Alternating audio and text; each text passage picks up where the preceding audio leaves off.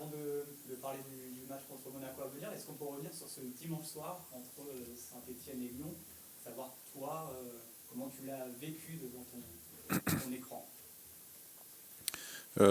Moi, très sincèrement, je l'ai très mal vécu. Après, je pense que ça a été une erreur de notre part de, entre guillemets, se faire petit et d'accepter d'être les petits et d'accepter toutes ces décisions qui ont été contre nous. Je dis pas que ça aurait changé les choses, mais je pense qu'aujourd'hui, on a atteint un point où ça devient vraiment très compliqué et ça joue beaucoup trop sur la situation et l'avenir. Donc c'est sûr que c'est dommage quand on voit nous, pour la même faute, la sanction qu'a pu avoir Junior, et que là ça finisse avec un jaune ou qu'au moindre débordement, nous, il y a des soucis. Donc c'est pas contre cet arbitre ou pas du tout, même si c'est le même qui a mis le rouge à Junior, qui, moi j'avais dit, avec qui en tout cas ça se passe bien et qui a de la communication et qui est un très bon arbitre. Mais c'est plus sur l'accumulation des choses et c'est non plus contre Saint-Etienne, mais en tout cas c'est vraiment pour le Havre, pour mon club et pour notre situation, et c'est désolant et dérangeant. Donc tu estimes que ça fausse la course au maintien? Oui, bien évidemment. Bien évidemment. Enfin, quand il n'y a pas de débat comme ça, oui. Après, là, c'est pas une question d'interprétation, c'est pas une question de... Non, pas du tout. C'est une erreur. Et c'est nous qui payons cette erreur. Du coup, Saint-Etienne est revenu à hauteur. La pression s'intensifie un petit peu plus dans cette lutte pour le maintien. Oui, c'est sûr qu'il y a une grosse pression, que d'être à égalité, ce n'est pas la même chose. Ça a été un week-end difficile parce que même si on a fait une prestation de qualité, c'est pas suffisant pour prendre des points et nos concurrents l'ont fait. Donc mentalement, ça a été difficile. Mais les joueurs ont bien réagi, bien relevé la tête et ils sont prêts à relever le défi samedi. Vous jouerez à 19h contre Monaco, Saint-Etienne ira à Strasbourg à 17h. Est-ce que la programmation du match, ça peut changer quelque chose, sachant que vous débuterez contre Monaco en étant peut-être en zone rouge, ou à l'inverse, en ayant l'occasion de remettre Saint-Etienne à 3 points? Non, je pense pas parce que c'est encore une zone où voilà, il peut se passer encore énormément de choses. Après, on ne pourra pas faire abstraction non plus. Mais en tout cas, je veux que les joueurs soient réellement focalisés sur eux, sur leurs prestations et sur le match de Monaco. Monaco, tu vois Monaco comme un gros morceau, évidemment, candidat à la Ligue des Champions, mais aussi comme un adversaire qui a quand même des difficultés en déplacement, un adversaire que vous aviez aussi embêté à l'aller. Qu'est-ce que tu penses de cette équipe de l'ASM?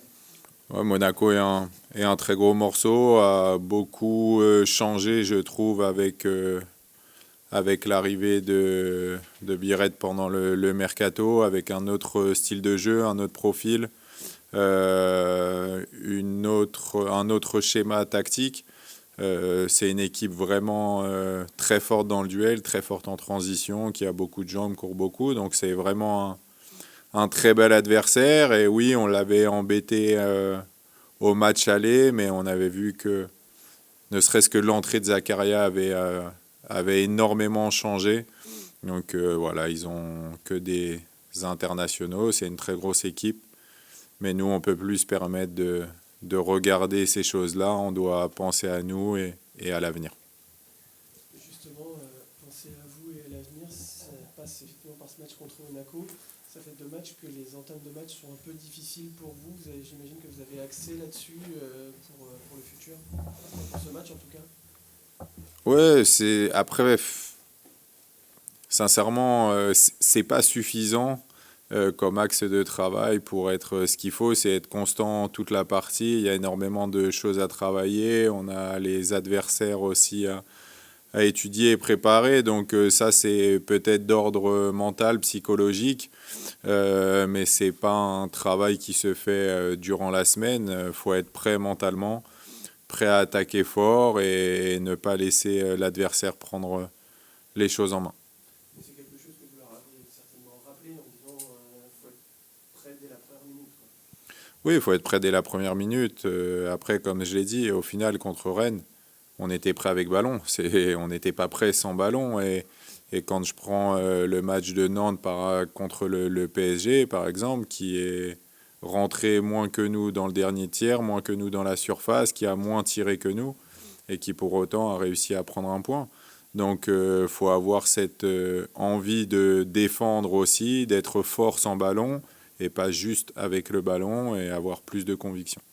Il y a Monaco ce week-end, il y aura Marseille et Strasbourg d'ici la fin. Est-ce que le HAC a encore les capacités pour jouer les troubles faits dans la course à l'Europe? Le HAC a notamment battu Lille en début d'année.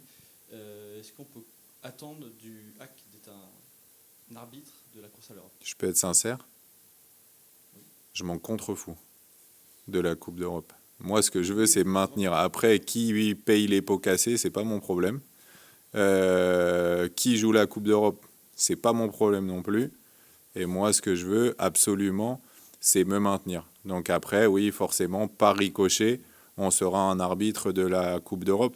Mais tout comme ces équipes, pour ne pas nous manquer de respect, sont un arbitre pour le maintien en Ligue 1. Donc voilà, le plus important pour moi, c'est vraiment... Et c'est pour ça que je suis très gêné qu'on oublie Auxerre dans ce genre de situation, parce que ouais, on pense qu'au gros, comme si celui-là, il était facile, alors que les mecs se sont maintenus aisément et font une grosse saison. Donc je pense que c'est une grosse erreur de ne pas les citer, pour nous, dans notre tête en tout cas. C'est sûr qu'on sait que même là-bas, ça va être compliqué, voire très compliqué. Bonjour Didier.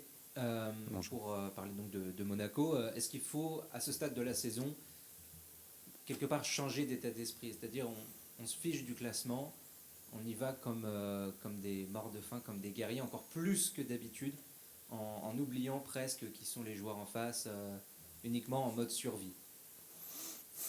Bah, c'est un discours facile de dire ça. Je pense que les joueurs, c'est très dur pour eux d'oublier la situation, le classement. Et voilà, il y a tellement d'enjeux qu'on ne peut pas faire abstraction. Après, je suis le premier à prôner la mentalité ou vraiment d'être très compétiteur, compétitif. Mais je reste convaincu que quand ils ne l'ont pas fait, ce n'était pas une question d'envie, c'est qu'ils sont passés à côté. Je suis persuadé qu'ils arrivent avec cette envie et que des fois, ils n'y arrivent pas parce que pour différents paramètres ou que l'adversaire, lui, l'a mieux fait.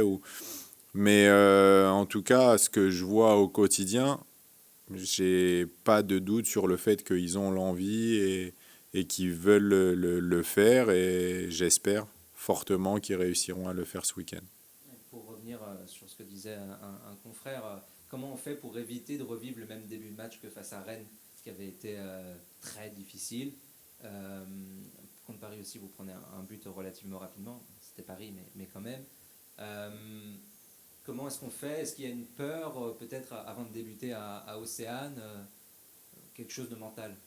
Non, c'est deux buts très différents, mais où malgré tout, je dirais, on manque de conviction. Enfin, même si c'est une passe interdite, je pense que Junior, avec un peu plus de conviction, peut faire mieux sur le but contre Rennes et à Paris, parce que peut-être qu'on les respecte trop et qu'on reste à distance. Donc, il y a une question de confiance, bien évidemment, mais pour autant, c'est pas en jetant le ballon loin devant que ce sera mieux, parce que malheureusement, ils ont des pieds et qu'ils vont nous mettre en difficulté dès qu'ils vont le récupérer. Donc, je pense que c'est vraiment à nous, mentalement, d'être prêts à être beaucoup plus costauds.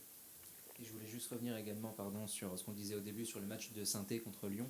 Qu'est-ce qui vous a le plus énervé? C'est le rouge qu'on met puis qu'on enlève? Est-ce que c'est l'interruption de match le match qui reprend grâce au fameux Doliprane? Enfin, qu'est-ce qui vous embête le plus? Et est-ce que finalement, par rapport à ce que vous disiez avant, il faudrait que le HAC montre les crocs aussi sur le domaine de l'arbitrage? Vous l'avez déjà fait un petit peu, mais quand même. Tout m'a dérangé, parce que c'est deux décisions qui sont absolument lunaires. Donc tout m'a dérangé, bien évidemment. Après, en fait, c'est pas montrer les crocs, c'est que je pense que comme tout le monde, on a dit non, mais sur une saison, ça s'équilibre. Et en fait, non, ça s'est jamais équilibré. Le président est très engagé sur beaucoup de sujets, donc on ne peut pas non plus lui demander d'aller toujours au feu parce que c'est toujours délicat et on sait que c'est des choses où on s'expose et parce que la direction est très prise aussi par tous les enjeux sportifs qu'il y a. Donc c'est dur de dire oui.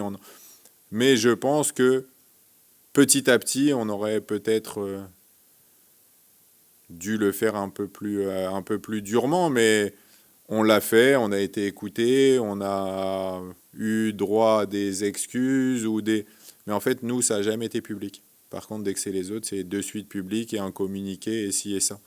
Quand c'est le Havre, jamais, et personne ne le sait, et c'est ce qui me dérange, en fait, de manquer de considération.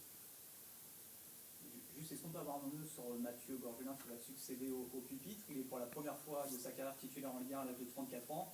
Est-ce que, au-delà de sa double boulette contre Rennes, est-ce qu'il t'épate de par ses performances depuis le mois de janvier?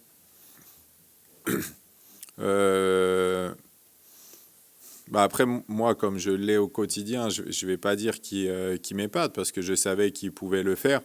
Là où il m'a marqué, là où je l'attendais énormément, et c'est ce que je lui avais dit après le match, c'était qu'est-ce qu'un sportif de haut niveau fait une fois qu'il est tombé. Et c'est là qu'il a été très bon, puisqu'il a relevé la tête contre Paris, et c'est une bonne chose, c'est un bon exemple pour le groupe de montrer que ça arrive, qu'on ne peut pas toujours être performant, même si ce n'est pas au meilleur moment, mais que le plus important, c'est de faire face, d'accepter, de se relever, de travailler et de mettre l'équipe en priorité pour tout donner et nous aider à nous maintenir. Donc c'est ce que j'ai beaucoup aimé, cette faculté de résilience, et je pense que c'est vraiment un bon exemple pour le groupe. Sur son apport global depuis janvier, il est significatif. Oui, après, je pense sincèrement qu'il est autant significatif, et je vais le redire encore une fois, grâce à Arthur.